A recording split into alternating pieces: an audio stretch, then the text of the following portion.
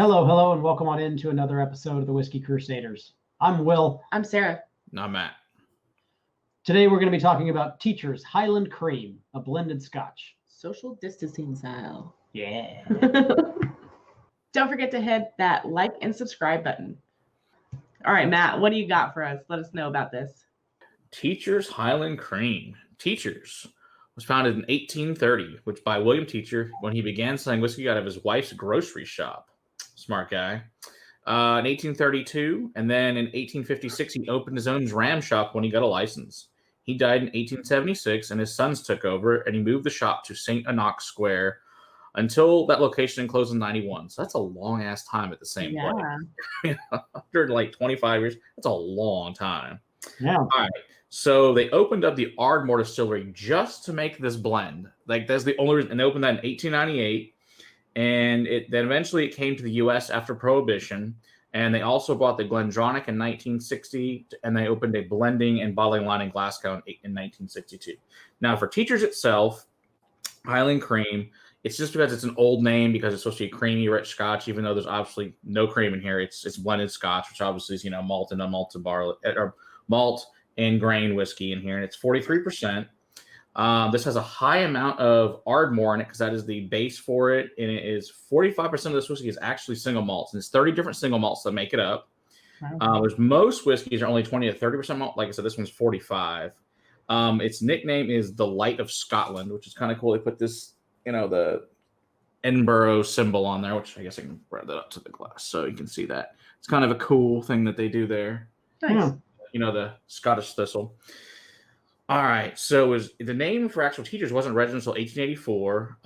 Like I said, almost all of Ardmore that's made goes into this blend. Like there's very little that actually goes to the single malt. And Ardmore is in the Highland village of Kennethmont in Aberdeenshire, which is near a railway, so they can take it down to Glasgow to actually make this. And it's also chill filtered. Wow, it is what it is. Also, they add coloring. And this is an amazing donation by our buddy Eric Evanson. Thank you very much, Eric. We're very excited to be drinking this. Thanks, Eric. I'm not as much, but okay. Well, maybe not Sarah, but Best part is Eric found it in Wisconsin, $12. No. I was like, not quite that cheap here, but that is amazingly awesome that you can get it for that. $12 for that handle? $12 for the 750. Oh, okay. Here you can get a handle for $30. It's like 30. I was gonna say $30 for a handle. Yeah, but $30 still for a handle is awesome.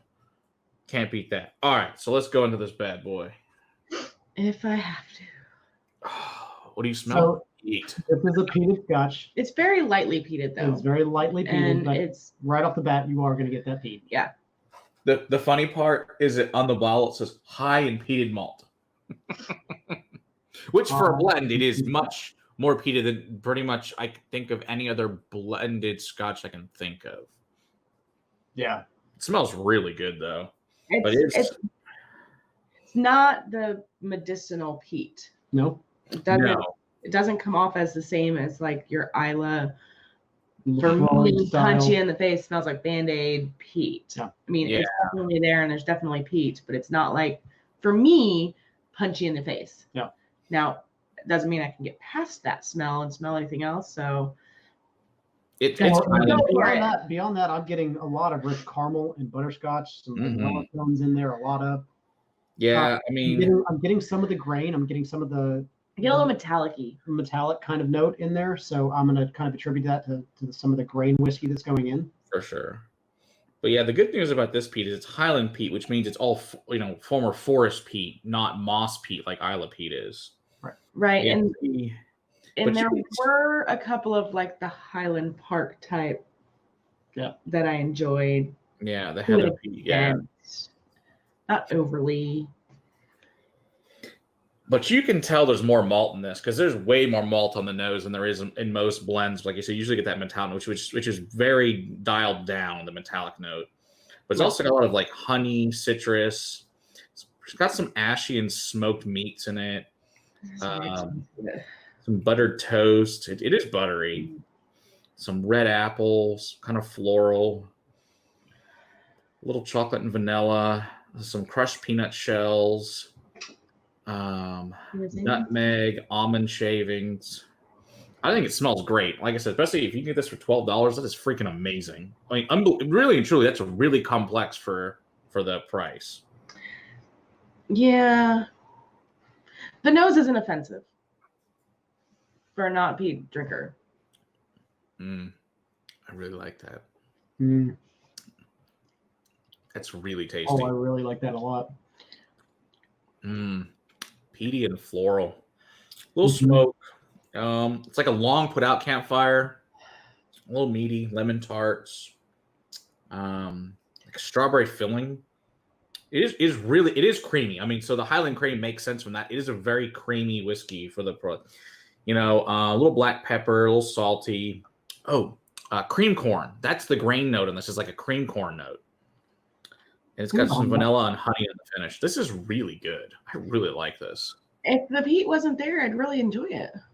Oh, see, to me, the peat is what brings it all together, and it gives it that rich, deep, deep complexity to it. Yeah, if the peat wasn't there, I'd really enjoy it because I can get some of those as you're listing those things off. Because again, I'm not as familiar with the Scotch side of the tasting notes and all of that, and getting past the peat. But as you list things off, I can find them, but the peat overtakes it for me and just makes it unenjoyable. Yeah. So if the peat wasn't there, we'd be good. Yeah. And to me, I think the peat is light enough to where it's just adding in just a hint of depth and a hint of complexity on top of what you're listing. Don't get me wrong; it is very lightly peated in comparison to some of the other things that I've smelled and tasted. Yeah. But it's still just too much for me. It kills everything else for me.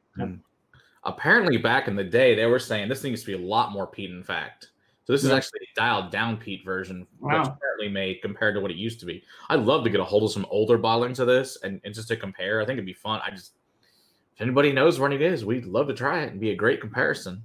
Especially stuff from maybe the 80s or something, probably really cool. Especially this thing's been around this forever. Yeah. So I would love to just get a hold of some stuff maybe 20, 30 years from that prior to compare. Hell, maybe even 10 years might be a big difference. Who knows? Do we know if the Ardmore, if their base product is peated? Oh yeah, absolutely. Okay, I'll grab it. So what we thought would be cool for you guys was to compare Ardmore, which is the base whiskey for this. So this is a 40% version of it. This one's at 43% for the blend itself. But we thought it would be fun to compare it. So to take an actual base whiskey and then compare that to the blend that it's used for, especially since this one makes so much of this. We thought it would be fun to compare it. So see, and I'm not getting as much peat on this one, if any. To me, this one tastes much more or smells much more floral and much more fruity than the Teacher's does. Oh no, see, this one to me has more of an iodine to it. Really? Yeah, I could see where she's getting that from. That's got more iodine burnt rubber. Interesting. Just not necessarily burnt rubber, just rubber in general, like tire rubber. Yeah, she's right. Tire rubber. Smell that rubbery note. Yeah. I don't enjoy that wonderful one either. And we'll give you guys a full review on the Ardmore as well. Yay! But, just wanted to compare. Yay! Sarah gets to drink it again. I think that's delicious. Oh, best part too about this Ardmore, it's like $27. No. See, and I think the Ardmore again is a little bit lighter, a little bit friendlier than the Teacher's is. The Teacher's, while it's still creamy, I feel like the Teacher's has more of a depth and a richness to it that the Ardmore is lacking. And I like the blended Scotch over the Ardmore. It's more complex, I think. You're right. The Teacher's is more complex than the Ardmore. Ardmore's good. The Ardmore is more peated, more iodine, more of that I don't enjoy. And the Teacher's is the peat's there, but it's dialed down a whole lot. And it's probably because you've got that grain in there as well. Yeah. But if I were to be made to drink one of these two and have no other options, I would reach for the Teacher's. Oh, I think they're both good. Yeah. I have a smile on my face, but I do it for it. This may be my favorite blended Scotch that's of a budget level. Like they've had some other ones that are really good, but they're much more higher priced. But yeah, I mean, Ditto. this is maybe seriously the best budget Scotch you can buy. It's my favorite that I've found so far think by about a it. long shot. Yeah, this is delicious. Yeah. Well, All Eric, as usual, you sent us amazing whiskeys. Thank you very much, our friend. We really appreciate it. Yeah, teachers, that is a damn good blend. I would definitely pick that up if you enjoy something like this. It's really good. $30 for a handle. Come on. You can't go wrong, especially in the quarantine. A $30 handle will go you a long ways. Don't forget to hit that like and subscribe button. And until next time, Keep on crusading for better whiskey in your glass. cheers. There you go.